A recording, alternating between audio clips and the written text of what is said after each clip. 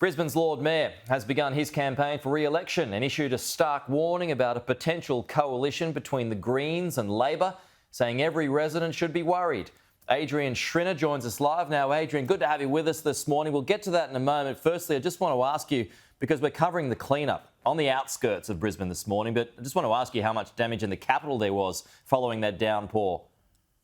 Well, look, we were really fortunate over the last couple of days. Brisbane has had its fair share of natural disasters in the past, but most of the rainfall was actually surrounding Brisbane. So it was to our north and to our west. There was some minor flooding of roads, but minimal damage at this point in time. So fingers crossed it stays that way. And certainly our hearts go out to the surrounding areas that have had some real difficulties and serious flooding. Yeah, it hammered down, didn't it? Oh, absolutely. Yeah, it was extraordinary. Now, you're off and running on another election campaign. So back to that earlier point that we raised, can you fend off the rise of the Greens in the city? Look, we really need to. I think the future of Brisbane is really bright. But, if you get the Greens and Labor forming a coalition to run Australia's largest council, things can go downhill really quickly. We've obviously got massive growth. We need investment in infrastructure, in roads and transport. We need to prepare for the Olympics and make sure that's done correctly.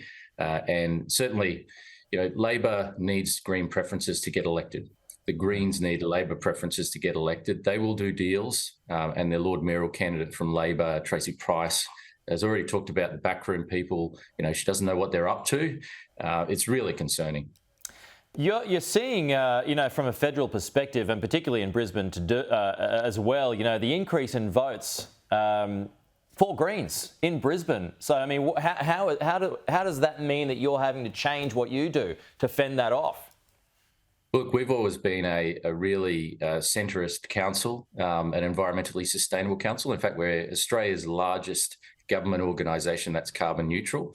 But having said that, as you know, the Greens are not so much about the environment these days. They've got a really radical agenda. One example is they want to reduce speed limits to 30 kilometres an hour right across Brisbane. So taking the standard 50 kilometre an hour limit and reducing it to 30 kilometres across the board. They've said most major roads should be 40 kilometres an hour. They want to end road upgrades and road funding. So there's a really concerning agenda there in Australia's fastest growing capital city that could take our city backwards. Okay. And just finally, Adrian, another policy front here question. You quit the Olympics Forum over the Gabba rebuild. It has been paused from the state point of view, but it's such an old stadium in dire need of a facelift. Is there any way you see a new one going up pre-2032? Well, the good news is I think we're going to get this process back on track with the Olympics. The new Premier has changed the approach. He's agreed to put an independent body in charge of delivering the Olympic venues.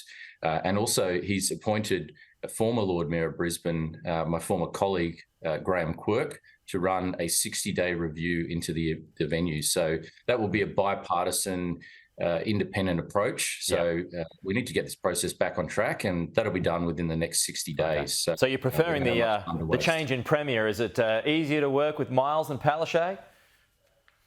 Look, so far so good. I'm optimistic. It's really important that the different levels of government work together. It's better for the people of Brisbane. You get better outcomes, and so I'm hopeful. Okay, Adrian Schrinner, Brisbane's Lord Mayor, thanks for your time.